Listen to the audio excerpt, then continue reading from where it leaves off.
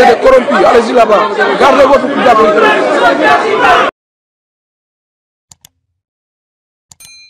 Les nouvelles ne sont pas bonnes pour Crépin Diatta. Le joueur sénégalais est dans la ligne des mires de la CAF après sa déclaration tonitruante après l'élimination du Sénégal. Dans cette CAN 2023, une tempête fait rage à la suite des déclarations explosives du défenseur sénégalais Crépin Diatta.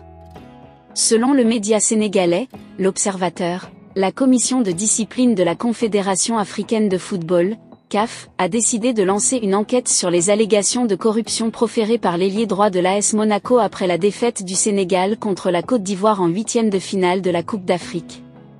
Les accusations de Crépin Diatta sont des plus sévères. Suite à l'élimination de son équipe, il a vivement critiqué les membres du service média de la CAF, les qualifiant de corrompus et rejetant tout lien avec le trophée continental. Ces paroles, prononcées dans la zone mixte, ont immédiatement attiré l'attention des médias et des instances dirigeantes du football africain. En outre, le joueur sénégalais a également pointé du doigt l'arbitrage de la rencontre, dénonçant notamment le refus d'utiliser la VAR sur une action litigieuse impliquant son coéquipier Ismaïla Sarr.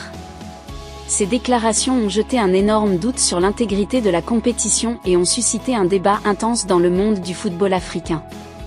La réaction de la CAF ne s'est pas fait attendre. La commission de discipline a décidé de convoquer Crépin Diatta pour qu'il puisse s'expliquer sur ces accusations. Selon les informations divulguées par la presse sénégalaise, cette convocation sera transmise à la Fédération sénégalaise de football, FSF, qui organisera l'audition dans les plus brefs délais. Il est à noter que cette affaire pourrait connaître un dénouement rapide, alors que la CAN 2023 approche de son terme. En effet, la CAF est déjà sur place à Abidjan, où se déroule le tournoi, et l'audition de Crépin Diatta pourrait avoir lieu en personne ou par vidéoconférence. Mais quelles sont les conséquences potentielles pour Crépin Diatta? Si la commission de discipline le reconnaît coupable de déclaration imprudente et provocatrice, il pourrait encourir une sanction sévère. Un précédent récent impliquant l'entraîneur algérien Adel Amrouche est cité en exemple.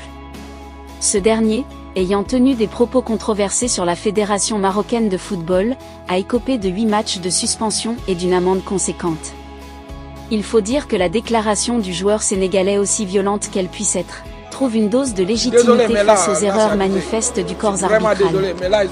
Au cœur de la déclaration percutante de Crépin Diatta, résident 3 moments critiques, qui ont mis en lumière les décisions contestées de l'arbitre gabonais.